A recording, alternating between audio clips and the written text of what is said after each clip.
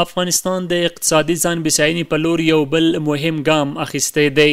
د اوسپنې تولید هغه ستره لاسته راوړنه ده چې نه یوازې په زرګونو خلکو ته یې د کار زمینه برابره کړې، بلکې د هیواد د صنعتي ودې او ملي تولید په برخه کې یې مهم بدلونونه رامنځته کړي دي.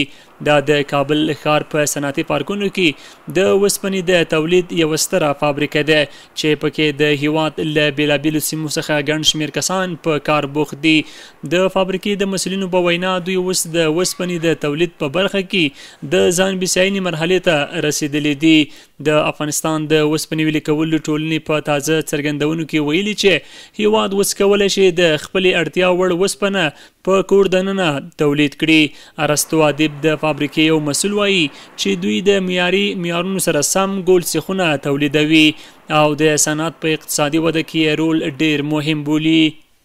صنعت یکی از اجزای مهم اقتصاد یک کشور است که خوشبختانه در چند دهه اخیر صنعت افغانستان تانسته تا یک اندازه سرپای ایستاد شود و ما من حیث یکی از خانواده‌های صنعت در بخش ذوب آهن در بخش تولید سیخ‌کل که در افغانستان فعالیت میکنیم پای روی تحولات سیاسی، تحولات اقتصادی و نوساناتی که داریم از سر نگاه زحمت کشته رایستیم.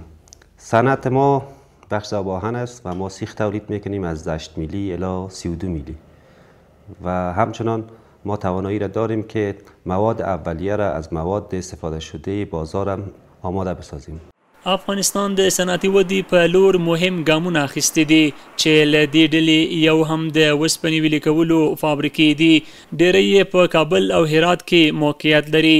دغه فابریکې د زړو فلزاتو راټول شوي توکي بیرته ویلې کوي او له نوې ټکنالوژۍ سره یې په معیاري اوسپنه بدلوي.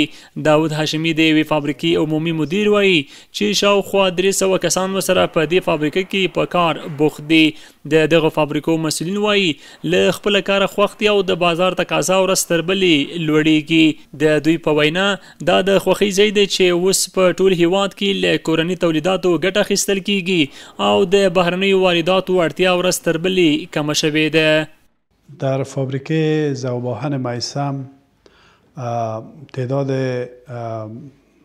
کارمندا یا کارگرها یا انجینرهایی که هستند در مجموع بیشتر از 370-380 افرادی هستند که اونا در اینجا وظیفه اجرا میکنن. بدون شک افغانستان در چند سال اخیر از نظر صنعت و مخصوصا بخش ذوب که من امروز شما صحبت میکنم، در بخش ذوب واقعا هم فعلا تمام ساختمان ها یا برنامه های بزرگ ملی که هست یا مثلا خرده که از برنامه های کوچک و بزرگ، اینا تمامش از محصولات خود افغانستان استفاده میکنن.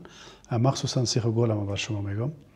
د اوسپنې د تولید فابریکې نه یوازې د هیواد د اقتصادي ودې لپاره مهمې دي بلکې د زرګونو افغانانو د عاید سرچینه هم ګرځېدلې ده.